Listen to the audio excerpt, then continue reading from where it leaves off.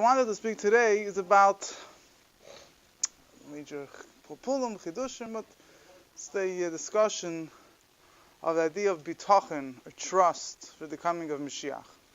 So I've spoken in the past about the idea of mechaka l'biyosei, awaiting Moshiach. Part of the concept of mechaka l'biyosei, the word mechaka, it says, if he tarries, you should await his coming. Await his coming every day. The word mechaka, what does mechaka mean? If you don't have So, trust, Moshiach doesn't come. Huh? If you don't have trust, I never said that. Moshiach will come whether you trust or you don't trust. why do you have to have trust? Why do you have to have trust? It's a good question. The money on the dollar bills, it says, in God we trust. So that means even the money tells you have to have trust, no? So he's mashma, that you have to trust in the Eibishter. So the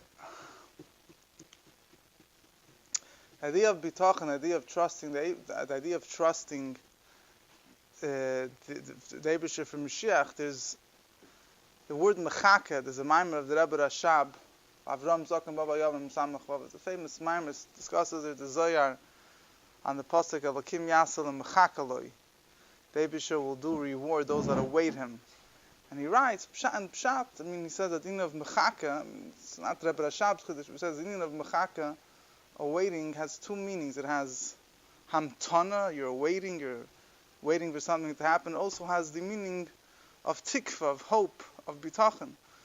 Mechaka could mean you're waiting, in different contexts it could mean different, it could focus on one word than the other. Waiting every day.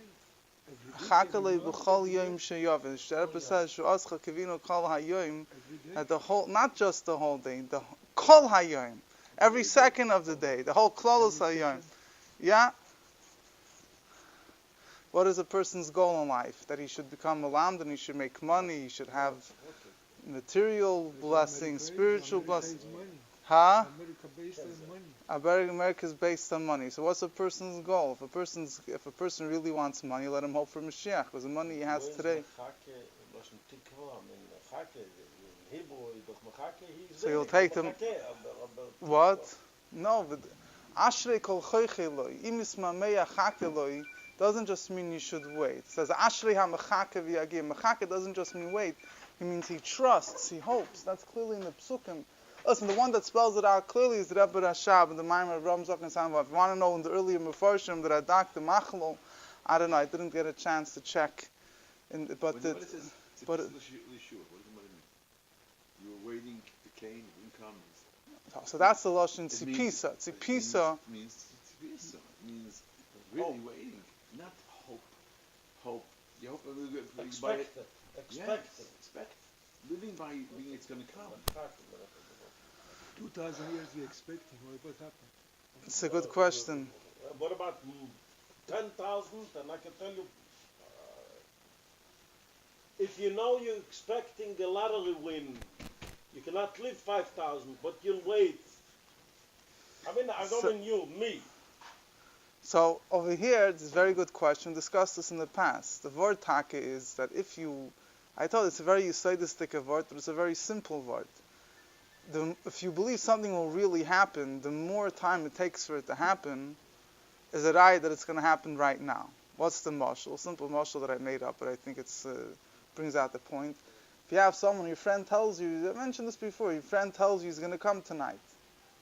Okay, he's expecting him to come 7, 8, comes 9, 10, 11. Once it reaches, the past the time people leave their houses, once it comes 1, 2 o'clock in the morning, you're miyayish, it's over, he's not coming, you give up. But let's say your mother tells her children she's coming back tonight. She had to go out for an appointment. She has to go back tonight. Yeah, but that's a very good story. She has it in a second. I want to finish off this point. So a mother tells a child, I'm coming home tonight, I'm just going out. It comes 8 o'clock, 9 o'clock. But the child knows that the mother's for sure coming home. So the later it gets, came 8 o'clock, I thought, okay, maybe the mother will come home now, maybe in an hour, it comes 10 o'clock, wow, it's getting late, but maybe something happened. It gets 1 o'clock, 2 o'clock in the morning, it must be happening right now. So Mefarshim say that the Mabit writes, that the Marie Kurkus writes, as a ichur isibol shetachake yoser. When something is really going to happen, the fact that it's being delayed is a reason you should wait even more that it should happen now. But at any rate, that the mashal that they give, what the mashal is based on, is, and the truth is, I don't want to get into it. There's a certain Musar sefer. The truth is, whatever, I don't want to discuss. So, Hab Nalichtikin Ganeden, the one that made this mashal. We have to suffer more. God forbid that you didn't get the whole point. You wait more. No, More. if you don't understand what I'm saying. What I'm saying is, if you believe it's going to happen, you won't say, oh, it happened 2,000 years, so let me just give up. We waited already 2,000 years, let me give up. If you really believe, then the fact that it happened, you waited 2,000 years, so Viflashir, it must be happening already. If you don't believe, so then if you waited 2,000 years, it didn't happen, it probably won't happen at all. That's the difference. You understand what I'm saying? Sure that if you said clearly it's going to happen. Tell the Maisa with Chazad the Maisa, very geschmack Maisa. He was referring to the story of Shvei. They were away. They lived in an area. They ran. The father passed away, so that's with their mother. So it was, I think it was in Hara. I'm not really sure, but I think so. So they met. So this is over there. Shalovin, the father, which is Rambam, is coming with Which is father. Yeah.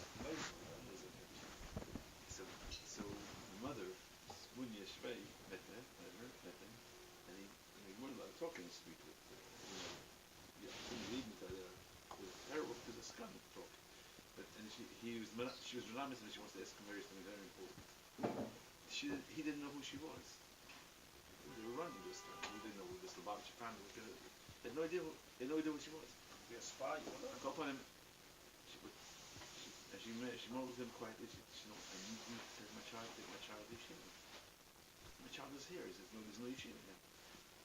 So, our story was he wasn't asking and he would do this. He says, come, take a child meant if you don't have documents clearly, it's your child.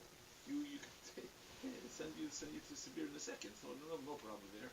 I thought she pushed one child on him and he took it. It was the older child. It was my child.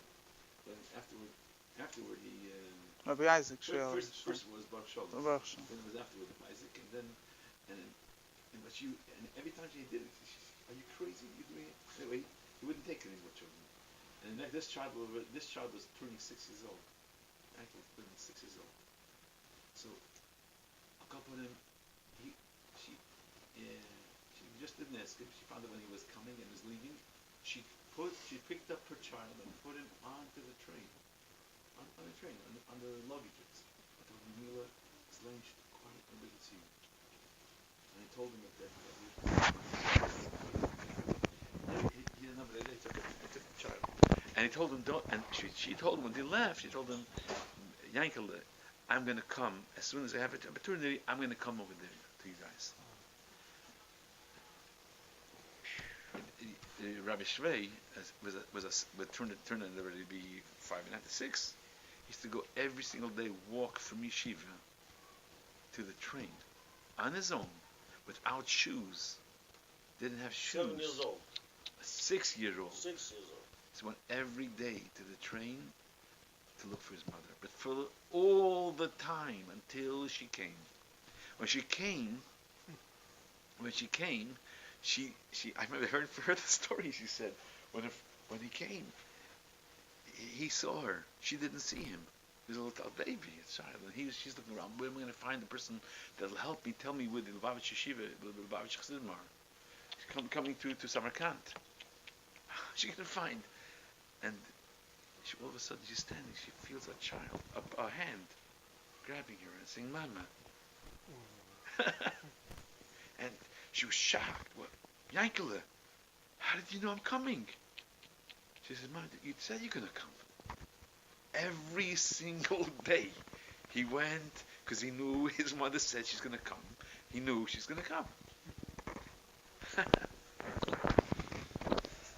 Anyway, so part of awaiting Mashiach means waiting for him, wanting him. It's also pashat bitachon, trust that he's going to come. So in the idea of tikva and trust for Mashiach, there's a number of facets, a number of components. That which interesting is the Sefer the Ikrim is a Sefer that was written on the principles of faith. But Rabbi Yosef Albo, he disagrees with the Rambam, and one of the Gedolei Yisrael, he had his own sheet in the principles of faith, whatever. Once discussed the sheet about Moshiach in the past. So Mamish, right at the end of his Sefer, just right before the end, he discusses at length the idea of bitachon, the importance of trusting in Hashem, different facets of trust, and he connects it with Moshiach as well. And other Chokri Yisrael, other Gedolei Yisrael also mention these three things. That these three facets are not, you're not going to really find them, and it's more Chakira talk, it's the style of, those times. But there, he says like this: there's three reasons for trust. One reason for trust is what he calls tikvas hachesed. Someone that you trust, the person is kind, and you know the person is kind, and he wants to help, so you trust he's going to help you, even though you don't deserve it. But nevertheless, because of his kindness, you trust him.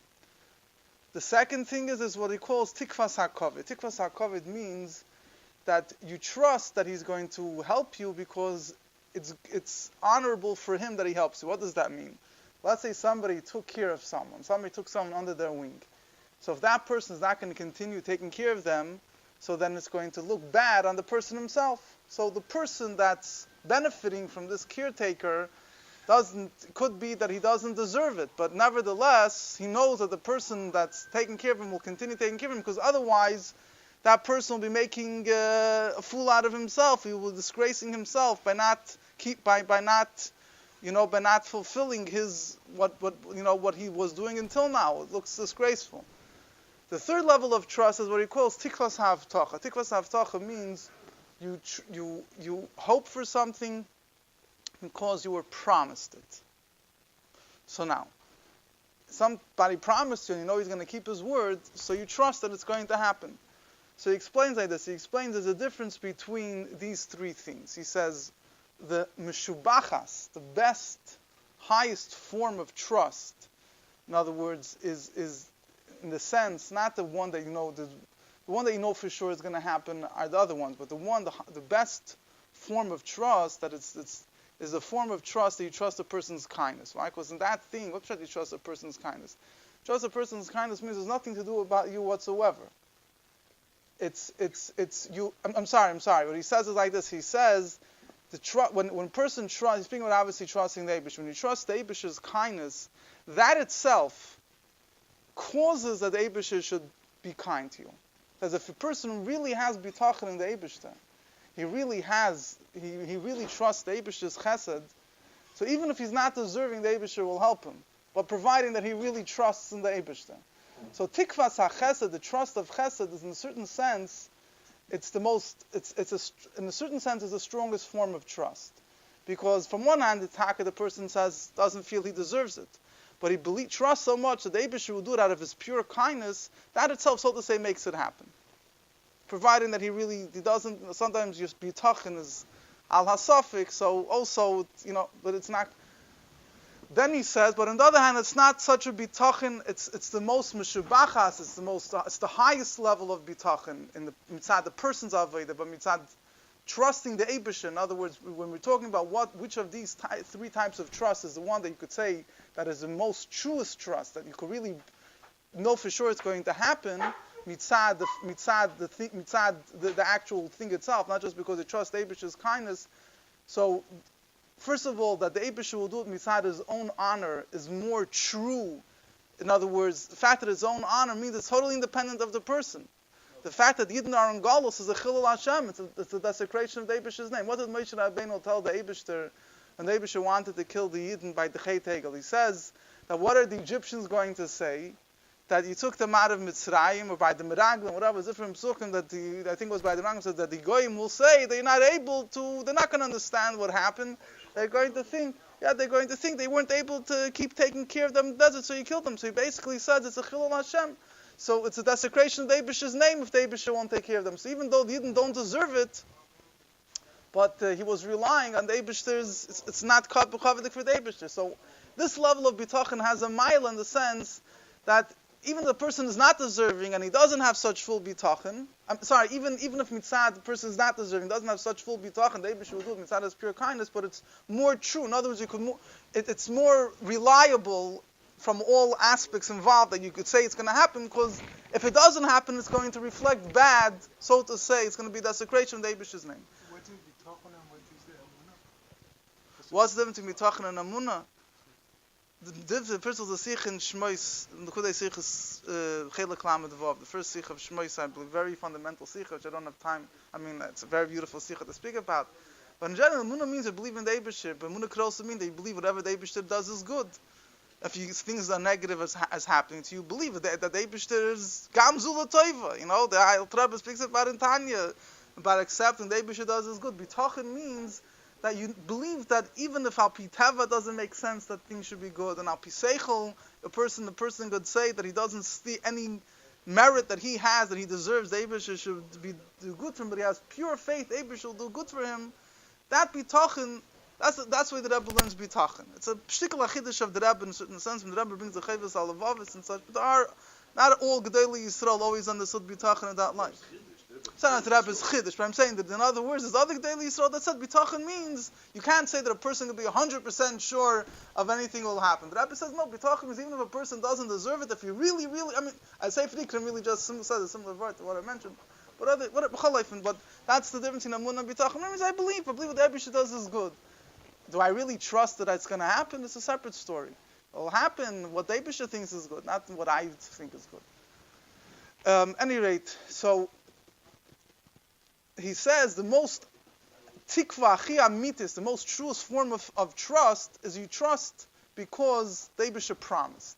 So the fact that the Eibusher is not going to keep Yidden in Galus because it's a desecration for his name, it's also a true point. In other words, it definitely has that. But the fact that the Eibusher promises is even more potent. He himself said how he's going to have to do it.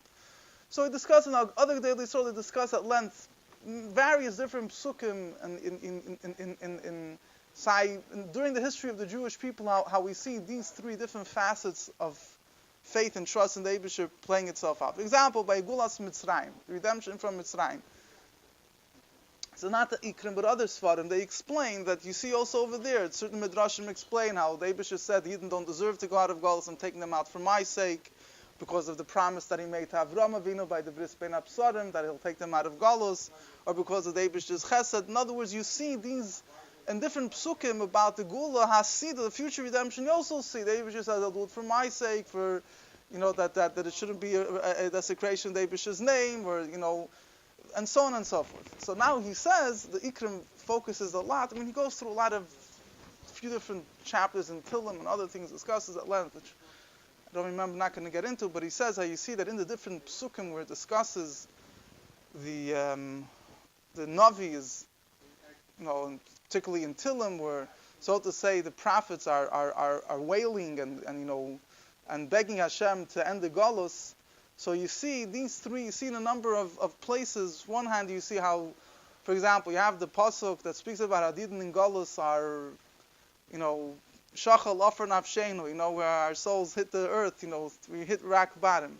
So he explains that is the idea of tikvas hachesed. What are we trying to say? We're trying to say that the first level of trust is you trust the person because a person is a person that does kindness. So the more a person is suffering, so then the more he deserves kindness. Even if the person doesn't deserve anything, but if a person mamish hits rock bottom, so how much more so if the person b'chlal if someone b'chlal is isha chesed, he does kindness. So when somebody hits rock bottom, all the more he should have faith in the person that he's going to help him. So those psukim that are highlighting how bad Galus is, and thus, as the idea of telling the Eibusher, look how low we are, and you're isha chesed, you're the one that has mercy, how could you allow this to happen? There's other psukim where it focuses on that we say, Leilanu Hashem Leilanu, don't do it for our sake, do it for your sake. That it's a desecration for the Eibusher's name, that in Galus. Lama Yemuru Hagoyim Ayei Lekeim. Why should the nations of the world say, where's the Eibusher? Huh? What does Chus Lares have anything to do? Okay. Okay, and therefore, that's the only reason why we need Moshiach. We should go to Israel. if you go to Israel, there was an interesting article someone wrote, a journalist wrote about all the journalists would ask the Rebbe why the Rebbe doesn't go to Eretz Yisrael. So there's one journalist that wrote that a gechapt in a kuda. The Rebbe would give different answers. He doesn't want to leave. He can't leave. Whatever, it's not important. It's not taking up too much time. One, but he wrote. The Rebbe didn't say this, but he said, and I left Yichidus with the Rebbe. I said, you know why the Rebbe doesn't go to Eretz Yisrael? He said, for the Rebbe, going to Eretz Yisrael means you're going to Geula. He said, Eretz Yisrael today is such a matzav of Golus. The Rebbe won't be able to stomach going to Eretz Yisrael the way it is. That's like going to Geula. It's going to Golus. The Rebbe wants to go to Eretz Yisrael with Moshiach. But anyway, it's not the point of this discussion. Good. Mashiach, why do you have to wait? So you say right now Mashiach will come. And anyway, fine. So he says like this. So he says then you also have how you have, for example, in Kapitel Peites and Tilim, you see how the continuation of the Psukim are describing that Eibusher made a promise to David HaMelech. Karati v'ris levchiri, how he says, how, he promised that Mashiach will come, and what's happening? The Eibusher said this, you left David HaMelech alone. Cherfu ikves Mashiachecha.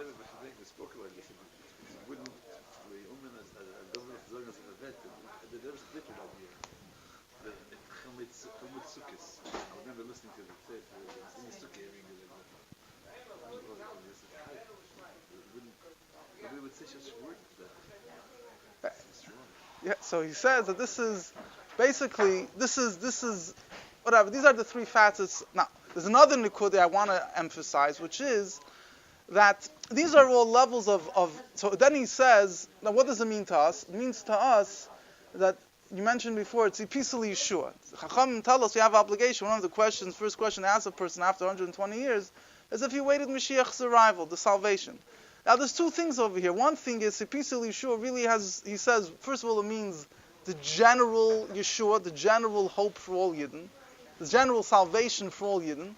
Then there's also your personal salvation. When we say in Shemoneh Esrei, L'shuascha kivinu kalim, for your salvation you hope the whole day. So obviously, first and foremost, like I said, the Samech David Avtecha Meretz Atzmiach, we're talking about Mashiach. But there's also included in this is the concept that even in other words, what I'm trying to say is, it's not, whenever a Yid is in its tzara, whenever a Yid is in the stress, he's supposed to hope the Eibush will take him out of it. How much more so when all the Yidden are in exile, this is the biggest tzara that there could be. But so he explains that this is the idea of Tzipisa Yeshua, the idea of the trust that a Yid has to have. So now he explains and this is a very fundamental nukud which I wanted to focus on. He says, first of all, just before I say this, there's another word that it's just important to understand. The Eibush, it's not just the Eibush promise to bring Mashiach, has to bring Mashiach. He also says the whole purpose of the creation of the world was to bring Mashiach. If there's no Mashiach, the whole creation was for no reason. So that's, here we're talking about trust, because the Eibush promise, because the Eibush is chesed, because of the Eibush is covered. But there's a more fundamental point. So the same inside the etzem meaning of Mashiach, the whole purpose of the world was Mashiach. Obviously, the Eibush has to bring Mashiach. But nevertheless, the person trusting the Eibush, these three facets play a role in the person's feeling of understanding why the Eibush, Now, he says like this. He says, now, bitachon, a person says hoping. You mentioned before, why should I hope for something that didn't happen? He says similar word, but he spells it out a little differently. He says, hoping for something that can't materialize is not healthy. It causes too much heartache, too much stress. It's not good for your heart. It's not good for, a person has a dream, he's hoping to win the lottery. He starts gambling, he doesn't win the lottery. It's not healthy for him. Let him give up his dream and live life peacefully. So why should you await things to happen which are too much for you? So he says, like this, says, if it's taka something that's too much, you're right, but over here it's something, he says, if you're believing in something which is a dream, which is false, so the more you hope for it, and the more it doesn't materialize, so the more heartache you have, and the more depressed you get, and it's not healthy for you. But when you trust something that will happen, then not only you don't get depressed, but he says, Kavel Hashem chazak v'yamis lebecha v'kavel Hashem. You know something is true, so meditating about that is, for sure it's going to happen, and you think about the fact that it's going to happen, it gives you more hope. It gives you more strength, and the more strength you get, you're going to hope even more that it's going to happen even quicker. So if he really says this in the Kudah, very interestingly, similar to the word I said before about the mother coming home, he says when you believe something is really true, and so then so right now you don't have it, but you're going to get it, and you think about how it's going to be then, so it fills your heart with hope, and that hope strengthens you, gives you koyach to live the moment. And then when you have the morse, it says Kavil Hashem, Chazak v'Yam Sebecha v'Kavil Hashem. The pasuk says twice. It says hope for Hashem. Your heart will be strengthened and hope for Hashem. It says first you hope, then that hope gives you strength. The more strength you have, the more hope, the more it's mechazik. Your tikvah that will happen now. So he says the true hope for Mashiach, when you really believe it's going to happen and it really fills your heart with hope, then on the contrary, the more hopeful you get, it's going to happen now. He said, and finishes off, he says, the pasuk, this is the Sefer Ikrim, this is right at the end, mamish towards right before the last perek. He says, the pasuk says, it says, if he prolongs the wait is coming, Mashiach's coming, he'll come, he won't delay. It says, I don't understand. Beginning of the pasuk says, he'll delay. Then it says, he won't delay. So he said like this, if he prolongs hope, that hope itself, you should hope that he won't delay, and that hope will make that he won't delay. Anyway, fine, good. If it comes in urgent, if it doesn't come in urgent. Was machst du Pulpulim? That's Was machst du Kavel Hashem? You may strengthen the bitachon. You have to work on one thing. Strengthen bitachon. Strengthen bitachon. All these shilas will go away. Easy to say. The Rebbe, finish off the Rebbe's word. The Rebbe says the strongest oasis of the Rebbe about bitachon, not demanding a yearning Mashiach, but hope for Mashiach, is in the back of Lekutei Sichos Chelik Zayin. There's a Sikha of the Rebbe Achron Shal Pesach Tav Shel Lamed Beis Lamed Gimel. The Rebbe said there, it says that in the Haftarah of Achron Shal Pesach, which speaks about Mashiach, that Haftarah comes as like in the famous prophecy, Yotzach, whatever, Nachal of Ruach Hashem, the Spirit of Hashem, and the rest of all the famous spoken about Mashiach, comes as a continuation of the story of Chizkiah. Chizkiah, the world conqueror Sanchedav was about to conquer Yerushalayim, and it was a thrown stove from him. It wasn't a big deal for him to conquer it. He says, it's a small city, I'll just wait overnight and I'll take it tomorrow. So it says, Chizkiah told Eibush, he brings down different kings. David HaMelech went to war. This king didn't go to war, but he davened. He says, to go to war, to daven, nothing. And I'm going to sleep, but I trust that by tomorrow morning the weather will be clear. It says that was the night of Pesach. That night, all of Sanchedav's army, which was hundreds of thousands of soldiers, I believe, they all died besides a handful of survivors. Princess. Yeah, besides a handful of survivors. So the Rebbe says this is the type of bitachon. Why is the Haftarah about Mashiach coming directly as a continuation of the Haftarah of the story of Sanchedav? This is the type of bitachon you have from Mashiach. According to his cheshbon, Haftarah Mashiach had to come a long time ago. But our cheshbon, we don't understand it. But a yid has to have bitachon. And you sleep on his bed, and as I take it from Yad Mamish.